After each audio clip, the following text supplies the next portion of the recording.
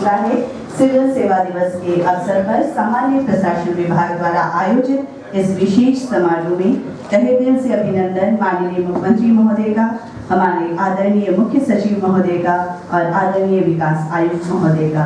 और मंच पर है हमारे प्रधान सचिव सामान्य प्रशासन विभाग, उनका भी तहे दिल से अभिनंदन। शैक्षणिक सुधार और कार्मिक लोक शिकायत एवं पेंशन मंत्रालय भारत सरकार द्वारा वर्ष 2006 से प्रत्येक वर्ष आज ही के दिन यानी 21 अप्रैल को सिविल सेवा दिवस का आयोजन नई दिल्ली में किया जाता है। इसी कड़ी में भारत सरकार की तर्ज पर इस वर्ष योजनाओं का शुभारंभ किया जाएगा, लेकिन उससे पहले मंचासीन सभी माननीय अतिथियों का पुष्पगुच्छ से स्वागत। मैं प्रधान सचिव सामान्य प्रशासन विभाग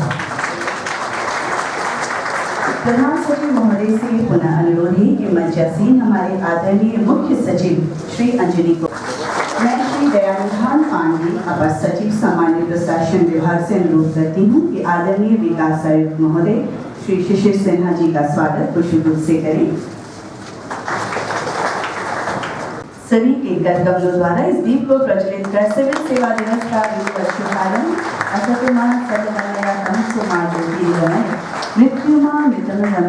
मुझे सत्य से सत्य की ओर ले चलो, अंधकार से उजाले की ओर ले चलो, मृत्यु से अमरता की ओर ले चलो। आइए इसी विश्वास के साथ इस विश्वास के दीप को जलाएं और हमारे माननीय मुख्यमंत्री महोदय के करकमलों द्वारा मंचासीन माननीय अतिथियों के द्वारा इस दीप को प्रज्वलित कर सिविल सेवा दिवस का ये समारोह जिसमें हम सभी उपस्थित हुए का शुभारंभ बिहार लोक शिकायत निवारण अधिकार अधिनियम के लोगों का अनावरण करने के बाद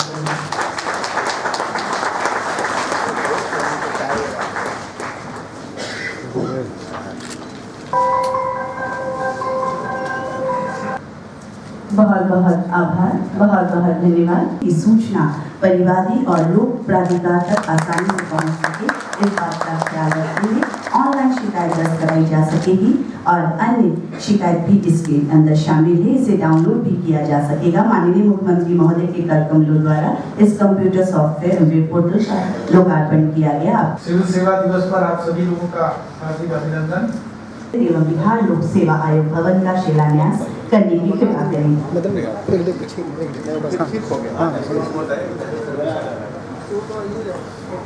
माननीय मुख्यमंत्री महोदय के करकमलों द्वारा इस एकीकृत शिकायत प्राप्ति केंद्र एवं बिहार लोक सेवा आयोग भवन का शिलान्यास किया जा रहा है। बहुत बहुत आभार। माननीय मैनेजमेंट प्रोग्राम के समझौता पत्र पर हस्ताक्षर होने जा रहा है। इस विषय पर एक संक्षिप्त प्रस्तुतिकरण के लिए मैं डॉक्टर वी मुकुंदा दास माननीय मुख्यमंत्री महोदय के हाथों से सम्मान प्राप्त करते हुए विनती खुशी का अनुभव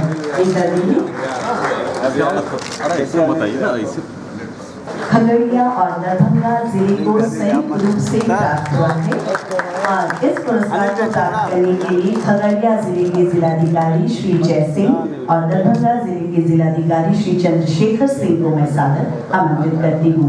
माननीय मुख्यमंत्री महोदय के हाथों से स्मृति चिन्ह प्राप्त करने के लिए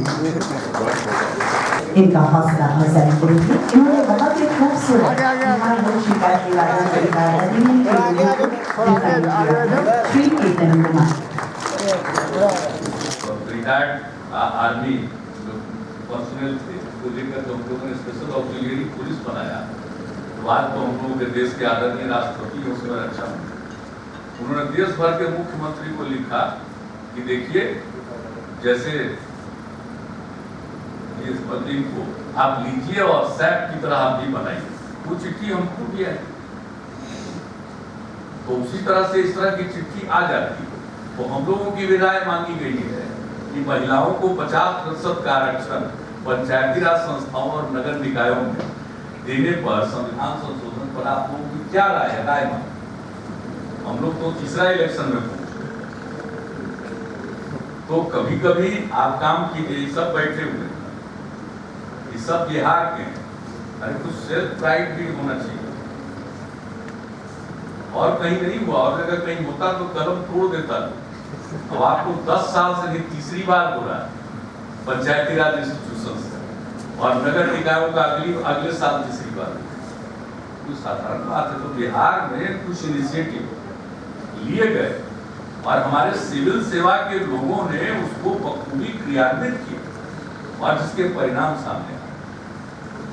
तो इसके लिए मैं आप सबको बधाई देता हूँ, आज की सबको शुभकामना देता हूँ।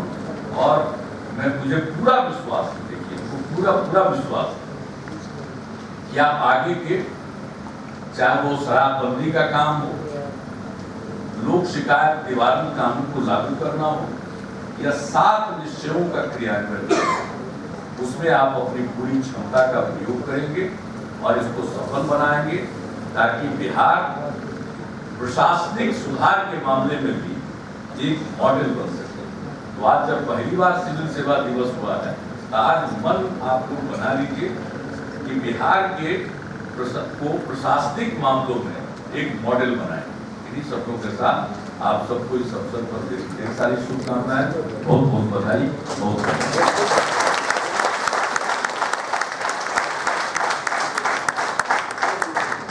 से आभार व्यक्त करना चाहूंगी माननीय मुख्यमंत्री महोदय का। मुख्यमंत्री महोदय को स्तुति दी जाएगी। सर, नैनीताल हाईकोर्ट ने केंद्र सरकार के निर्णय को गलत बताते हुए उत्तराखंड से राष्ट्रपति शासन वापस लेने का आदेश दिया है, इसे आप कैसे देखते हैं? देखिए, जो हाईकोर्ट का फैसला है और हाईकोर्ट को और सुप्रीम कोर्ट को जो कुछ भी कानून इसके संबंध में है उसको इंटरप्रेट करने का संवैधानिक अधिकार है, और उसके आधार पर पूरी सुनवाई करने के बाद वो इस नतीजे पर पहुँचे, अपने आप में बहुत ही महत्वपूर्ण फैसला है ये। और जो कुछ भी उत्तराखंड में किया गया वो दरअसल संविधान की धज्जियां उड़ाई गई, और जो संविधान की 10वीं अनुसूची में दल बदल को रोकने के लिए कानून बना है उसको भी इन लोगों ने निष्प्रभावी बना दिया। अब उसके मुताबिक ये प्रावधान है कि किसी भी दल में से कोई दूसरे दल में नहीं जा सकता, और अगर किसी दूसरे दल में जाना है तो कम से कम 2/3 सदस्य किसी दूसरे दल में जाने का फैसला कर सकते हैं या अपने दल से अलग हो सकते हैं, जो एक व्यावहारिक रूप से उसकी व्याख्या कर रहे हैं। तो जब दल बदल को रोकने के लिए कानून बना हुआ है तो 2/3 से कम विधायकों की संख्या अगर है तो वो अपने मूल दल को छोड़कर दूसरे दल में जा कैसे सकते हैं। और ये जो 10वीं अनुसूची में शामिल करने का जो कानून है, यह एनडीए शासनकाल में आदरणीय अटल जी जब प्रधानमंत्री थे, हम सब लोग उनके साथ थे, उसी समय किया गया था। और जो ये एनडीए का नया वर्जन जो सामने आया है बीजेपी, उसी की धज्जी उड़ा रहा है। उस कानून के रहते हुए किसी भी दल से कुछ लोगों को आप कैसे तोड़ सकते हैं? ये तो गैर असंवैधानिक है।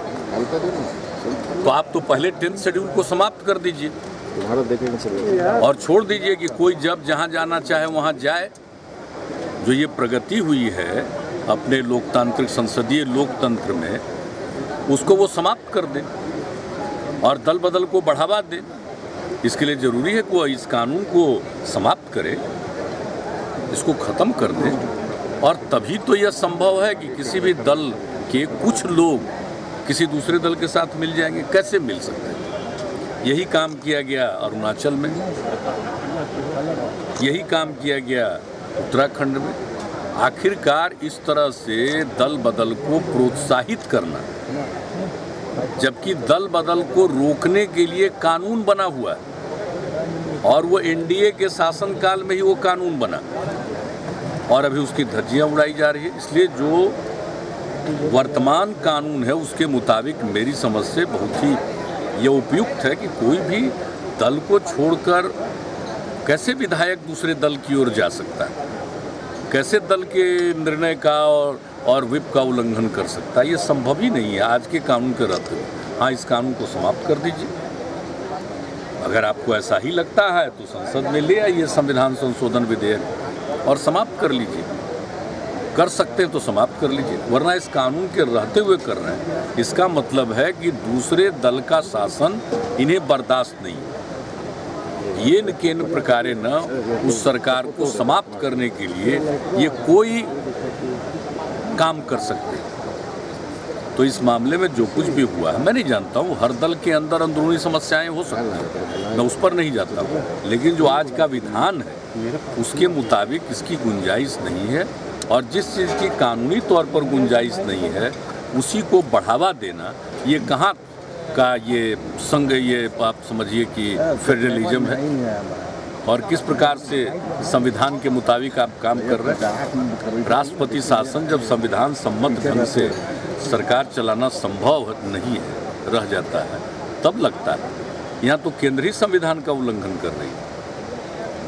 अब वैसे तो कानूनी पहलू यह भी है कि हाईकोर्ट का कोई फैसला आया है तो दूसरा पक्ष सुप्रीम कोर्ट तक जा सकता है, वो एक अपनी अलग बात है, सुप्रीम कोर्ट जा रहे हैं। लेकिन जो इंटरप्रिटेशन है उस इंटरप्रिटेशन के हिसाब से केंद्र के जो कदम हैं वो गलत साबित हो रहे हैं, और वो पूरे तौर पर वो एक्सपोज्ड हो गए हैं कि वो दूसरों की सरकार को बर्दाश्त नहीं करें। तो ये न केन प्रकारे न वो संपूर्ण सत्ता में आना चाहते हैं, वो किसी और की सत्ता कहीं किसी राज्य में भी बर्दाश्त करने के मूड में नहीं है। तो ये लोकतंत्र के लिए बहुत ही अशुभ संकेत है। भारत सरकार के केंद्रीय मंत्री ने जिस तरीके से पॉपुलेशन कंट्रोल पे बयान दिया है उसको आप कैसे देखते हैं? आप लोग किनके ऊपर प्रतिक्रिया पूछिएगा, वो तो कितना को पाकिस्तान भेज रहा है, आप खुद सब जानते हैं। अपना जो करता है उसका तो आज तक जवाब नहीं दे पाया, जो धराए तो उसका तो कोई जवाब नहीं है, और दुनिया भर का है वो चर्चा में बने रहने के अपने पद को सुरक्षित रखने के लिए, अपना स्थान बनाने के लिए जो दौर चला है और जिन नीतियों को केंद्र की तरफ से प्रोत्साहित किया जा रहा है, जिस विचारधारा को, तो उस विचारधारा के आधार पर कुछ ज़्यादा बोल करके अपने लिए कोई स्थान बनाना चाहते होंगे। तो सुना है 15 ये सब बकवास है। तो सुना है 15 मई को आप लखनऊ जा रहे हैं, वहाँ भी शराबबंदी। ये न जाएंगे, जरूर जाएंगे। Thank you sir.